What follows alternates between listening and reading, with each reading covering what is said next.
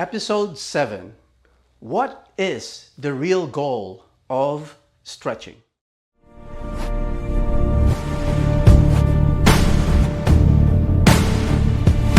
I'm back!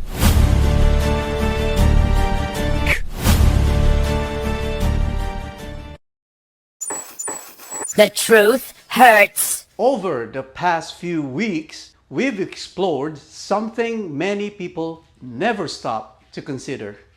There isn't just one way to stretch. Static stretching, dynamic stretching, PNF, active isolated stretching. Each method was created with a different objective in mind, which brings us to a much bigger question. Before choosing a stretching method, what exactly are we trying to achieve? Most people answer that question with one word: flexibility. It sounds obvious, but what does flexibility actually mean?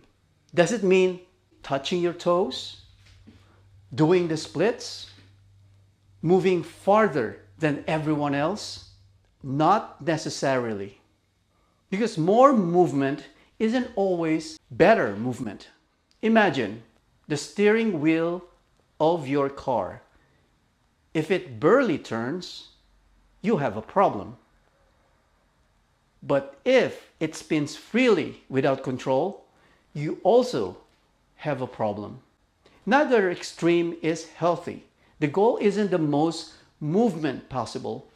The goal is the right amount of movement, the amount your body was designed to have. Your joints work the same way. Every healthy joint has a natural range of motion, enough to perform everyday activities comfortably, enough to move efficiently, enough to distribute forces throughout the body the way nature intended. When the range gradually becomes smaller, other joints often begins working harder to compensate. Not because they're stronger, but because they're trying to help. Over time, those small compensations become habits, and those habits quietly influence posture, walking, reaching, lifting, even breathing. That is why I don't think the goal should simply be more flexibility.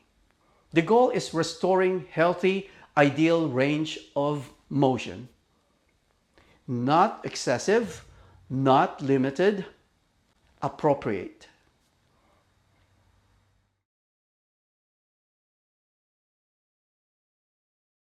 That changes everything. Because once healthy range becomes the objective, choosing the right method becomes much easier. You're no longer chasing the deepest stretch. You're restoring the movement your body was designed to use.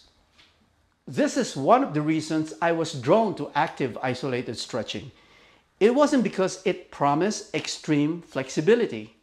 It was because it focused on restoring movement, one joint at a time, with precision. The more I practiced, the more I realized something. People weren't asking for extraordinary movement. Most simply wanted to reach overhead without discomfort, turn their neck while driving, walk with confidence, play with their grandchildren, travel comfortably, sleep without waking up stiff. Those aren't athletic goals. They're life goals. Healthy movement isn't about doing more than everyone else. It's about having enough freedom to live your life without unnecessary limitation. That's a very different objective. And once you understand that objective, stretching begins to make much more sense.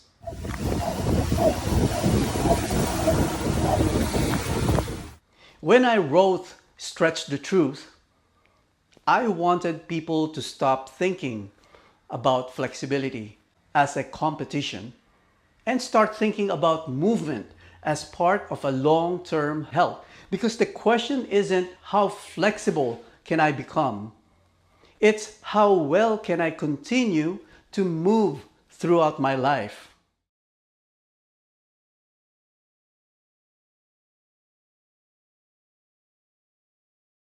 Next week, we're going to explore something that surprises many people. If healthy range of motion is the goal, why doesn't forcing a stretch get us there faster? Because sometimes more effort creates less progress.